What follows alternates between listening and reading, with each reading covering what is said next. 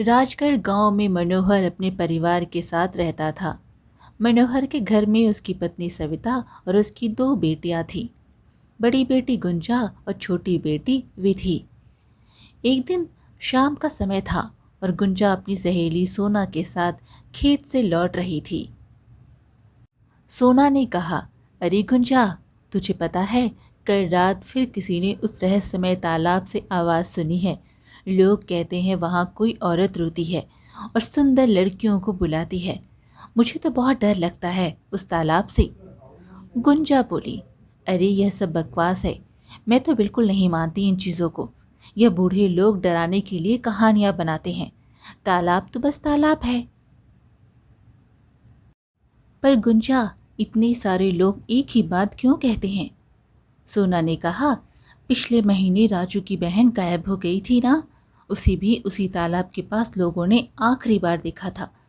कुछ तो गड़बड़ है। गुंजा बोली, हो सकता है वो भाग गई हो। तू जानती है ना, उसकी शादी किसी बूढ़े से तय हुई थी। मैं होती तो मैं भी भाग जाती। और वैसे भी तू इतना क्यों सोचती है इन बातों के बारे में? दोनों सहेलियां बातें करते हुए घर पहुंची। सविता ने गुंजा से कहा, कहाँ थी इतनी देर? देख, तेरे पापा बहुत गुस्से में बैठे हैं। मैंने तुझे कितनी बार कहा है कि सूरज ढलने से पहले घर आ जाया कर, पर तू सुनती कहाँ है मेरी? क्यों माँ? मैं तो बस सोना के साथ खेत से आ रही थी। हम काम कर रहे थे, कोई गलत काम तो नहीं कर रहे थे हम। तभी मनोहर ने कहा, तू हमेशा घूमती रहती है इधर उधर, लोग क्या कहेंगे? एक लड़की शाम को बाहर घूम रही है। देख, तेरी शादी की उम्र हो गई है, अब घर में रहा कर और घर का काम सीख। पिताजी, मैं कोई गलत काम तो नहीं कर रही हूँ, सिर्फ अपनी सहेली के साथ थी और मैं घर का काम जानती हूँ। माँ को पूछो, मैं सारा काम करती हूँ। बस कर, ज़्यादा बहस मत कर मेरे साथ और सुन अच्छे से। कल मोहन के पिता आ रहे हैं तेरा रिश्ता देखने। उनका बेटा शहर में नौकरी करता है। तो किस्मत वाली है जो ऐसा लड़का मिल रहा है। गुंजा चौंक कर बोली, मोहन? वो तो शराब पीता है और जुआ खेलता है। पूरे गांव में उसकी बदनामी है। मैं उस इंसान से शादी नहीं करूंगी। तू कौन होती है यह तय करने वाली कि तू किससे शादी करेगी किससे नहीं? तू कोई रानी नहीं है जो अपनी मर्जी से शादी करेगी। जो मैं कहूँ वो तू करेगी, समझी? तेरी खूबसूरती ने तुझे घमंडी बना दिया है। यह सुंदरता एक दिन तेरे लिए मुसीबत बनेगी। अपने कमरे में जाओ और कल जब मेहमान आए तो अच्छे से तैयार होकर आना। गुंजा रोते हुए अपने कमरे में चली गई। उसकी आंखों से आंसू बह रहे थे। थोड़ी देर बाद उसकी छोटी बहन विधि उसके पास आई। दीदी, मत रो। देखो, मैं पिताजी से बात करूंगी। मैं उन्हें समझाऊंगी कि मोहन अच्छा लड़का नहीं है। वो मेरी बात ज़रूर सुनेंगे। कोई फ़ायदा नहीं विधि, पिताजी मेरी कभी नहीं सुनते। उन्हें तो बस लगता है कि मैं घमंडी हो गई हूँ अपनी सुंदरता पर। मैंने कभी घमंड नहीं किया, पर लोग समझते ही नहीं। तुम घमंडी नहीं हो दीदी, तुम तो सबसे अच्छी हो। तुम बस अपनी ज़िंदगी अपनी मर्ज़ी से जीना चाहती हो, इसमें गलत क्या है? पर इस गांव की लड़कियों को अपनी मर्ज़ी से जीने का हक नहीं है विधि। यहाँ तो लड़कियाँ बोझ होती हैं। जल्दी से जल्दी उनकी शादी करवा दो बस। रात हो गई थी। गुंजा को नींद नहीं आ रही थी। वो खिड़की से बाहर देख रही थी। तभी उसे दूर तालाब की तरफ एक अजीब सी रोशनी दिखाई दी। यह क्या है? तालाब में रोशनी कहाँ से आ रही है? शायद कोई होगा वहाँ, या फिर नहीं, मैं बेकार सोच रही हूँ। वहाँ कुछ नहीं है। अगली सुबह मोहन के पिता और मोहन गुंजा को देखने आए। घर में हलचल मची थी। मोहन के पिता बोले, वाह मनोहर, भाई बहुत सुंदर है आपकी बेटी, सच में लक्ष्मी जैसी लगती है। हमें तो यह रिश्ता मंजूर है। क्या कहते हो मोहन? हाँ पिताजी, मुझे भी बहुत पसंद है। बहुत खूबसूरत है, बहुत अच्छी। तो फिर अगले महीने की शादी को तय कर देते हैं। शुभ मुहूर्त भी आ रहा है। गुंजा रोते हुए अंदर चली गई। शाम को सोना उससे मिलने आई। दोनों सहेलियां घर के पीछे बैठ गई। सोना बोली, गुंजा, मैंने सुना तेरी शादी मोहन से तय हो गई है। यह तो बहुत गलत हुआ। तो उस इंसान के साथ खुश नहीं रह पाएगी, वो तो नशेड़ी है। दुखे स्वर में गुंजा बोली, मैं जानती हूँ सोना, पर मेरे पास कोई रास्ता नहीं है। पिताजी मेरी बात नहीं सुनते, माँ भी कुछ नहीं कह सकती, इस घर में मेरी कोई नहीं सुनता। सोना बोली, तो फिर भाग जा यहाँ से गुंजा, इससे पहले कि बहुत देर हो जाए और तेरी जिंदगी बर्बाद हो जाए। मैं तेरे साथ चलूंगी, हम दोनों शहर चले जाएंगे। गुंजा बोली, कहाँ चली जाओगी सोना? और अगर चली भी गई तो विधि का क्या होगा? पिताजी उसे भी सजा देंगे और फिर शहर में हम क्या करेंगे? हमारे पास ना पैसे हैं ना कोई जगह। सोना बोली, तो फिर साधु महाराज के पास चल, वो आश्रम में रहते हैं ना, गांव के बाहर। वो बहुत ज्ञानी है, शायद वो कोई रास्ता बता सके। गुंजा ने कहा, ठीक है चल, अभी चलते हैं। वैसे भी अब घर में मन नहीं लग रहा। दोनों सहेलियां साधु के आश्रम की तरफ निकल पड़ी। रास्ते में वो तालाब के पास से गुजरी। सोना बोलने लगी, गुंजा, चल जल्दी से यहाँ से निकलते हैं। मुझे इस जगह से डर लगता है। देख कितना सुनसान है यहाँ। गुंजा बोली, अरे रुकना, देख तालाब का पानी कितना साफ है। चल पानी में हाथ मुंह धो ले, बहुत गर्मी है। नहीं गुंजा, यहाँ मत रुक, आगे बढ़ते हैं। तुझे पता नहीं है इस तालाब के बारे में क्या क्या कहानियां हैं। तभी पीछे से एक बुजुर्ग औरत की आवाज़ आई। वो बूढ़ी दादी शांति थी। उसने कहा, बेटी, इस तालाब से दूर रहना। यहाँ 15 साल पहले एक बहुत बड़ा अन्याय हुआ था। एक सुंदर लड़की को उसके ही परिवार ने इस तालाब में डुबो दिया था। उसका नाम था बरखा। गुंजा बोली, पर ऐसा क्यों किया होगा दादी, उसके परिवार ने? शांति बोली, क्योंकि वो बहुत सुंदर थी बेटी, इतनी सुंदर कि लोग रास्ता भूल जाते थे उसे देखकर। उसकी माँ को लगता था कि उसकी खूबसूरती के आगे वो कुछ नहीं है, और उसके पिता को लगता था कि इतनी सुंदर लड़की घर में रहेगी तो बदनामी होगी। तो इसलिए उन्होंने अपनी ही बेटी को मार दिया। यह तो बहुत गलत हुआ दादी। हाँ बेटी, उस दिन के बाद से वह यह तालाब शापित हो गया। कहते हैं बरखा की आत्मा अब भी यहाँ रहती है।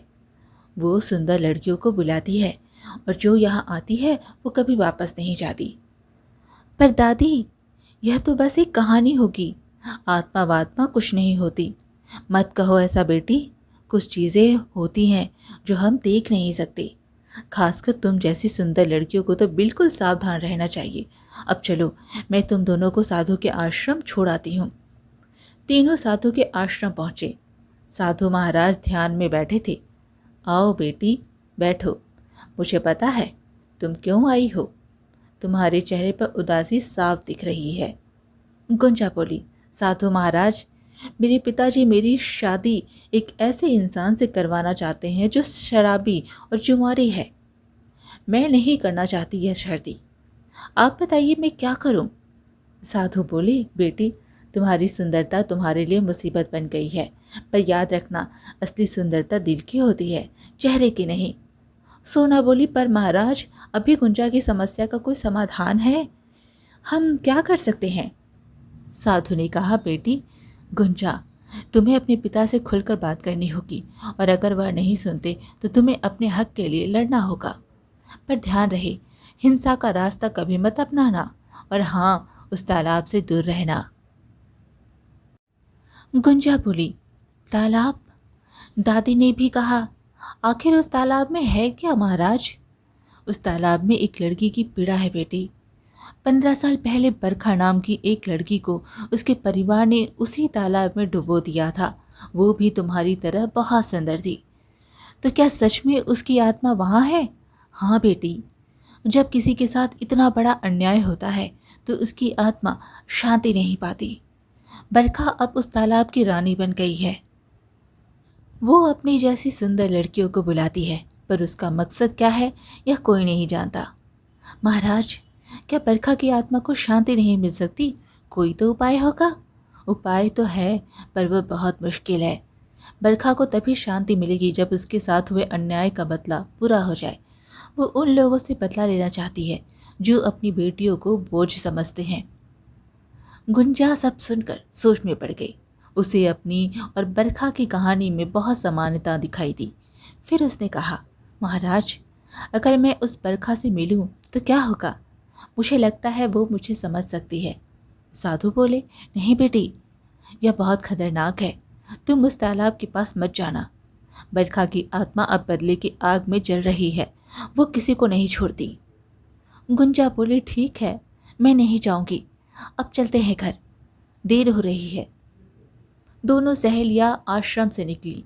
रात हो गई थी। गुंजा अपने कमरे में लेटी हुई थी। तभी उसे फिर से खिड़की के बाहर वही रोशनी दिखाई दी।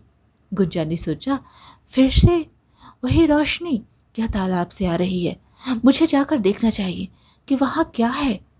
गुंजा चुपके से घर से निकली और तालाब की तरफ चल पड़ी। यह क्या है? पानी इतना चमक क्यों रहा है? तभी अचानक पानी में से एक आवाज़ आई, गुंजा, मेरे पास आओ, मुझे तुमसे बात करनी है। गुंजा बोली, कौन है वहाँ? कौन मुझे बुला रहा है? फिर से आवाज़ आई, मैं बरखा हूँ। गुंजा बोली, वो जिसे 15 साल पहले मार दिया गया था? बरखा बोली, मैं तुम्हारी तरह ही थी गुंजा, सुंदर और मासूम, पर मेरी सुंदरता ही मेरी मौत बन गई। गुंजा बोली, तुम सच में हो? मैं डर रही हूँ। बरखा बोली, डरो मत गुंजा, मैं तुम्हें नुकसान नहीं पहुँचाऊंगी। मैं तो बस तुम्हारी मदद करना चाहती हूँ। तुम्हारी और मेरी कहानी एक जैसी है। तभी पानी में से एक लड़की का चेहरा उभरा। वो बहुत सुंदर थी, लेकिन उसकी आंखों में दर्द था।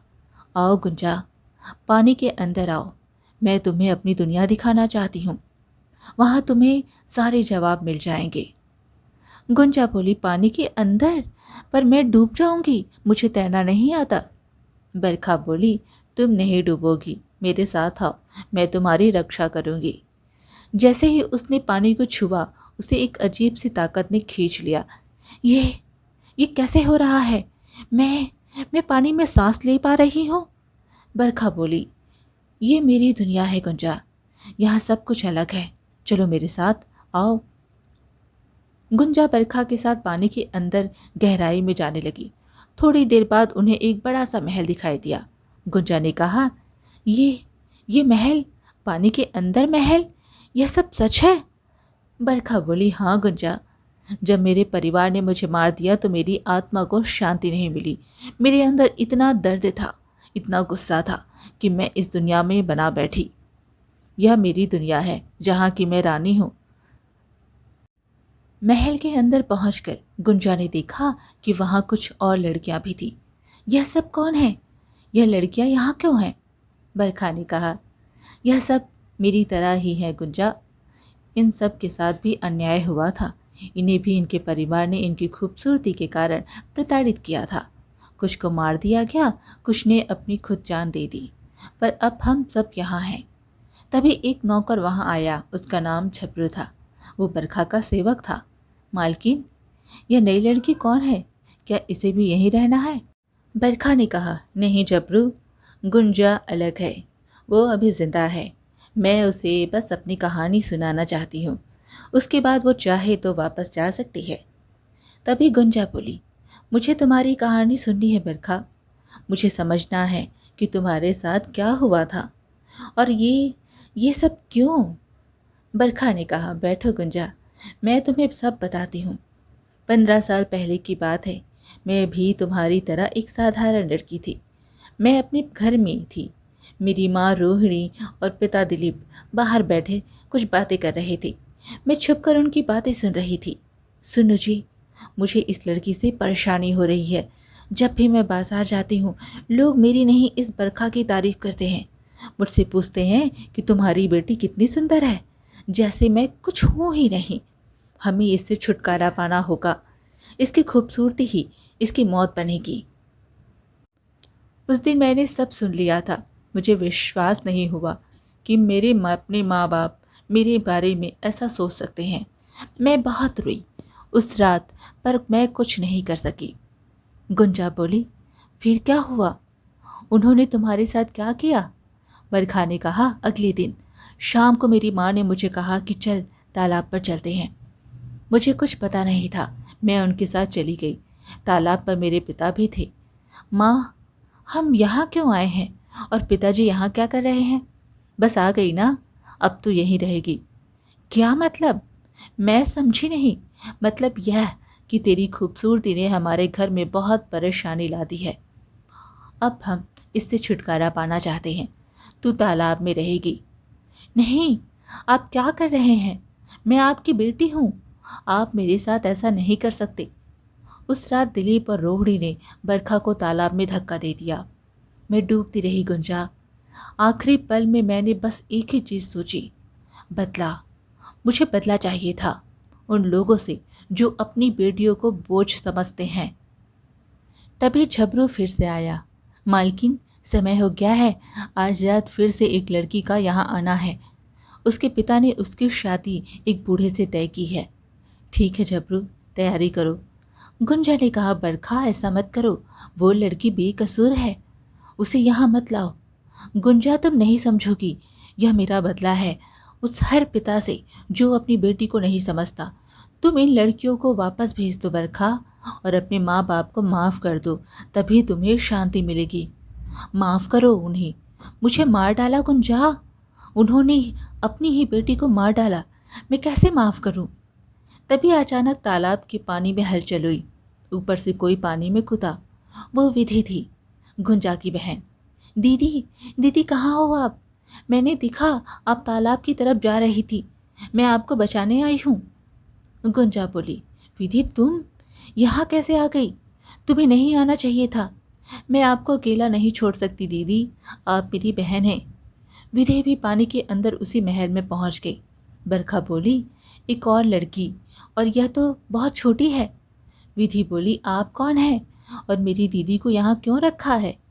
गुंजा ने कहा, विधि यह बरखा है, वो 15 साल पहले मरी थी, अब वो यहाँ रहती है। विधि बोली, तो क्या शांति दादी सच कह रही थी? सच में आत्मा होती है? बरखा ने कहा, हाँ, मैं एक आत्मा हूँ, और तुम्हारी बहन यहाँ अपनी मर्जी से आई है, मैंने उसे ज़बरदस्ती नहीं रोका।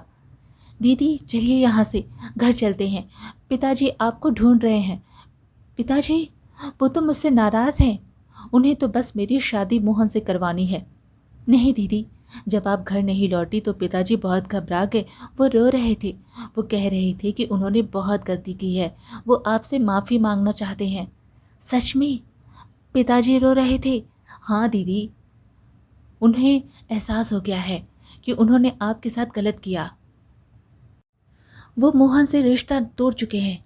अब वो कहते हैं कि आप जिससे चाहे शादी करें, वो आपको मजबूर नहीं करेंगे। यह सुनकर बरखा के चेहरे पर अजीब सा भाव आया। उसकी आंखों में आंसू आ गए। देखा गुंजा, तुम्हारे पिता को तुम्हारी कद्र हो गई जब तुम गायब हो गई। काश मेरे माँ बाप को भी मेरी कद्र हो जाती। गुंजा ने कहा, बरखा, अभी भी देर नहीं हुई है, तुम अपने माँ बाप से मिलो, उन्हें माफ़ करो, शायद उन्हें भी अब एहसास हो गया हो। बरखा बोली, नहीं गुंजा, 15 साल हो गए हैं, वो तो शायद मुझे भूल भी गए होंगे। तभी विधि बोली, नहीं बरखा दीदी, कोई भी माँ बाप अपनी बेटी को नहीं भूल सकते, भले ही उन्होंने गलती की हो, पर अंदर से वह ज़रूर पछता रहे होंगे। तभी झपरू फिर से आया। उसके साथ एक बुजुर्ग जोड़ा था, वो दिलीप और रोहिणी थे, बरखा के माँ बाप। मालकिन, ये लोग आपसे मिलना चाहते हैं, कहते हैं कि आपके माँ बाप हैं। बरखा ने उन्हें देखा तो हैरान रह गई। माँ, पिताजी, तुम यहाँ कैसे आ गए? दिलीप ने कहा, बेटी, हमारी बेटी, हम तुझे 15 सालों से ढूंढ रहे हैं, हमने बहुत गलती की, हमें माफ़ कर दी बेटी। रोहिणी बोली, मैं बहुत बुरी माँ हूँ, मुझे तुमसे ईर्ष्या हुई, तेरी खूबसूरती से मुझे जलन हुई, पर जिस दिन तू गई उस दिन से मैं एक पल भी चैन से नहीं सोई, मुझे माफ़ कर दी बेटी। हाँ बेटी, हमने बहुत बड़ा पाप किया है और हम हर दिन उस पाप की सज़ा भुगत रहे हैं। हमारी ज़िंदगी नर्क बन गई है, हर रात तेरी याद आती है, तेरी आवाज़ सुनाई देती है। बेटी बरखा, मैं तेरी माँ हूँ, एक माँ अपनी बेटी को कभी नहीं भूल सकती। भले ही मैंने तुझे मार डाला, पर मेरा दिल तुझे कभी नहीं भुला पाएगा। बरखा बोलने लगी, गुंजा, तुम सही कह रही थी। बदला लेने से शांति नहीं मिलती। मैंने 15 साल इस गुस्से में बिताए हैं, पर आज जब मैं अपने माँ बाप को देख रही हूँ तो मुझे एहसास हो रहा है कि वह भी इतना ही दुख भुगत रहे हैं। गुंजा ने कहा, तो क्या तुम उन्हें माफ़ कर दोगी? बरखा ने कहा, मैं नहीं जानती। 15 साल का दर्द इतनी आसानी से नहीं जाता, पर मैं कोशिश करूँगी। विधि बोली, माफ़ करना दीदी बहुत बड़ी बात है, पर अगर आप माफ़ नहीं करोगी तो आप हमेशा इस दर्द में उलझी रहोगी। तब बरखा बोली, माँ, पिताजी, मैं आपको माफ़ करती हूँ। मुझे नहीं पता मैं अपने दिल को पूरी तरह समझा पाऊँगी या नहीं, पर मैं अब और इस गुस्से में नहीं जीना चाहती। बेटी, मेरी बेटी, तूने हमें माफ़ कर दिया? हाँ माँ, पर एक शर्त है। तुम्हें गांव में जाकर सबको बताना होगा कि बेटियां बोझ नहीं होती। तुम्हें लोगों को समझाना होगा कि हर बेटी अनमोल है। हाँ बेटी, हम यह करेंगे। हम उस हर पिता को समझाएंगे कि अपनी बेटी की कद्र करे। तभी अचानक पूरा महल चमकने लगा। एक तेज रोशनी फैली। बरखा का शरीर धीरे धीरे गायब होने लगा। बरखा ने कहा, गुंजा, ये क्या हो रहा है? मैं जा रही हूँ। गुंजा बोली, तुम्हें शांति मिल रही है बरखा। तुमने माफ़ किया इसलिए अब तुम्हें मुक्ति मिल रही है। बरखा बोली, शांति? सच में 15 सालों बाद मुझे शांति मिल रही है। धन्यवाद गुंजा, तुमने मुझे सही रास्ता दिखाया। बरखा का शरीर पूरी तरह से गायब हो गया। साथ ही वो सारी लड़कियां जो उसकी दुनिया में कैद थीं, वो भी आज़ाद हो गईं। वो महल भी धीरे धीरे गायब होने लगा। तभी गुंजा बोली, जल्दी करो, हमें यहाँ से निकलना होगा, यह महल टूट रहा है। सब लोग तेजी से ऊपर की तरफ तैरने लगे। थोड़ी देर में सब तालाब से बाहर आ गए। तालाब के बाहर मनोहर खड़ा था। उसने गुंजा को गले से लगा लिया और कहने लगा, गुंजा, मेरी बेटी, तू ठीक तो है ना? मुझे माफ़ कर दे बेटी, मैंने बहुत बड़ी गलती की। गुंजा बोली, पिताजी आप रो रहे हैं? मैं ठीक हूँ पिताजी। मनोहर ने कहा, बेटी, जब तू गायब हो गई तो मुझे एहसास हुआ कि मैं क्या खोने वाला था। तू मेरी बेटी है, मुझे तुझ पर गर्व होना चाहिए, ना कि तुझे बोझ समझना चाहिए। तभी सविता बोली, बेटी तू कहाँ थी? हम सब बहुत परेशान हो गए थे। गुंजा ने कहा, माँ, मैं ठीक हूँ और मुझे बरखा से मिलना था। उसने मुझे बहुत कुछ सिखाया। तभी दिलीप और रोहिणी भी तालाब से बाहर आए। गांव के सारे लोग वहां इकट्ठा हो गए। दिलीप ने पूरे गांव वालों के सामने कहा, गांव वालों, मैं एक बात कहना चाहता हूँ। 15 साल पहले मैंने और मेरी पत्नी ने एक बहुत बड़ा पाप किया था। हमने अपनी भी बेटी को मार डाला था। बरखा जो इतनी सुंदर थी, हमने उसे इसी तालाब में डुबो दिया था। गांव वालों में हड़कंप मच गया। सब चौंक गए यह सुनकर।